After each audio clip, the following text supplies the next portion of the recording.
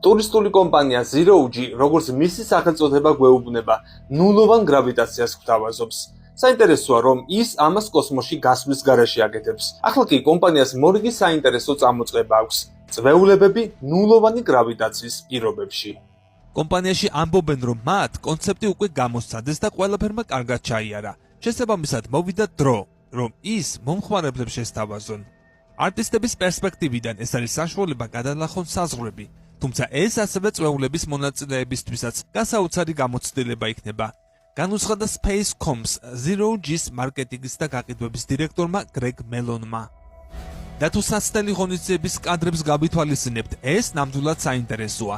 მონაწილეები უწონადობაში ტრიალებენ, ხოლო DJ ჰაერში სრიალებს და ეს ყველაფერი მუსიკის ფონზე. ნულოვანი გრავიტაციის წვეულება დაუწყარ გამოცდილებას გვთავაზობს. წარმოიდგინეთ, ჰაერში ლივლებთ და ამის პარალელურად ერთობით. ეს უნდა გამოსცადოთ და მერწმუნეთ, ნამდვილად არ დაგავიწყდებათ. ნათქვამია Zero G-ს განცხადებაში.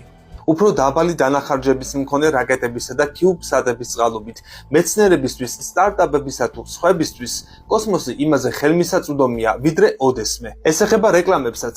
ამჯერად კოსმოსში. ახალი კვლევა გვეუბნება, რომ კოსმოსური რეკლამები დღეში 2 მილიონი დოლარის გამომუშავებას შეძლებს. თქვენ რომელი რეკლამის ხილვას ისურვებდით ცაში?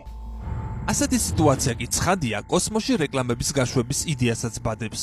ამის მიღწევა შესაძლებელია CubeSat-ების მეშვეობით, რომლებიც აღჭურვილია მზის ამრეკლავი იალქნებით, რომლებიც შეუიარაღებელი თვალით ხილული იქნება დედამიწაზე. ზოგისთვის შესაძლოა ეს სამეცნიერო ფანტასტიკად ჟღერდეს, თუმცა სხვებისთვის იგი გზას უხსნის ახალ შესაძლებლობებს. თუმცა მიუხედავად იმისა, რომ კოსმოსურ რეკლამებზე ბევრი საუბრობდა, კომპანია Pepsi-ს ჩათვლით, მსგავსი რამ ჯერჯერობით არავის შეუქმნია. ამიტომ რთულია იმაზე საუბარი, როგორ იმუშავებენ ისინი, რა დაჯდება და საერთოდ ღირს თუ არა მათი გაშვება. ამ საკითხის გასარკვევად მკვლევრებმა გარკვეული გამოთვლები ჩაატარეს. მათი თქმით, ყველაზე დიდი ზომის 32 კვადრატულ კილომეტრიანი რეფლექტორებით აღჭურვილი 50 თანამგზავრის მიერ გაკეთებული რეკლამის განთავსება 1-დან 3 თვემდე 65 მილიონი დოლარი დაჯდება. ხარჯები თანამგზავრებს მათ გაშვებასა და ინჟინერიას მოიცავს. ამის შემდეგ მკვლევართა გუნდმა დაითვალა პოტენციური შემოსავალი, რომელიც ამგვარი რეკლამის გაშვებით შეიძლება კომპანიამ მიიღოს. კოსმოსურ რეკლამებს მზის შუქი დასჭირდება, რომელსაც აირეკლავს, მაგრამ ასევე საკმარისად ბნელიცა უნდა იყოს, რომ მიწიდან მათი შემჩნევა იყოს შესაძლებელი.